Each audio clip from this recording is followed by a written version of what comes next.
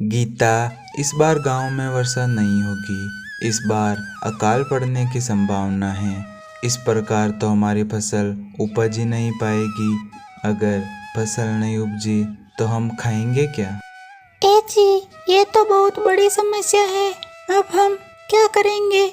हमारे गांव में तो कोई कुआं या तालाब भी नहीं है। हाँ, मैं सोच रहा हूँ कि कुछ ना कुछ तो करना ही होगा। हम कुछ न कुछ सोच लेंगे, पहले आप खाना खा लीजिए। रामू का परिवार एक साथ बैठकर खाना खाता है और सो जाते हैं। पर रामू की मानो जैसे नींद ही उड़ गई। वह सारी रात सोच रहा था कि अगर वर्षा नहीं हुई तो मेरी फसल का क्या होगा। नहीं, मैं ऐसा नहीं होने दूंगा। मैं जरूर फसल लगाऊंगा और वर्षा नहीं हुई तो क्या हुआ, कुछ ना कुछ उपाय मैं जरूर निकालूंगा। ऐसा सोच ही रहा था, तभी रामू का ध्यान गीता की बातों पर जाता है। ए जी, ये तो बहुत बड़ी समस्या है। अब हम क्या करेंगे? हमारे गांव में तो कोई कुआं या तालाब भी नहीं है। तभी रामू को एक उपाय सूझता है। हाँ, यही ठीक रहेगा। मुझे गांव के कुछ और लोगों की भी सहायता चाहिए होगी। अगर वे मेरी मदद करेंगे तो ये काम ज़रूर सफल रहेगा। सबसे पहले मुझे गांव के मुखिया जी से बात करनी होगी। हाँ, सुबह होते ही मैं मुखिया जी से बात करूंगा। मेरे सभी किसान भाई, जैसे कि टीवी न्यूज़ में बता रहे थे कि हमारे गांव पालनपुर में वर्षा नहीं होगी, तो ऐसा में हमारी फसल नहीं हो पाएगी। हमें कुछ ना कुछ तो सोचना ही होगा।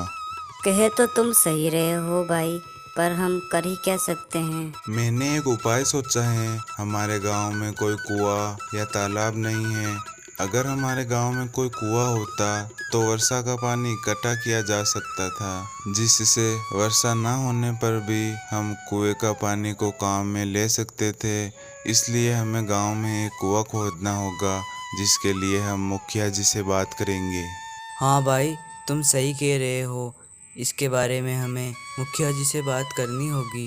फिर सभी गांव वाले मुखिया जी के पास जाते हैं और उनको अपना विचार बताते हैं।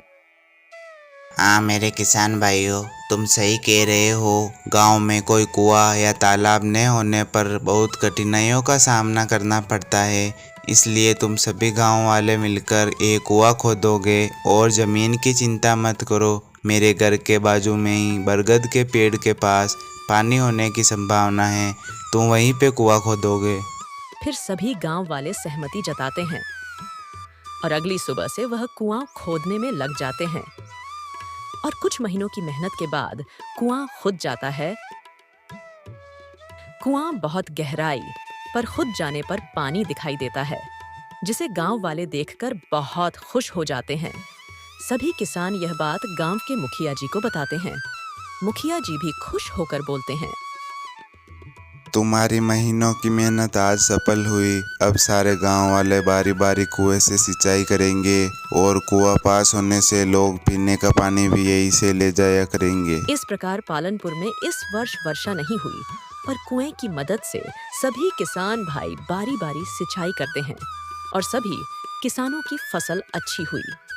इस तरह पालनपुर में फिर से खुशी का माहौल हो गया।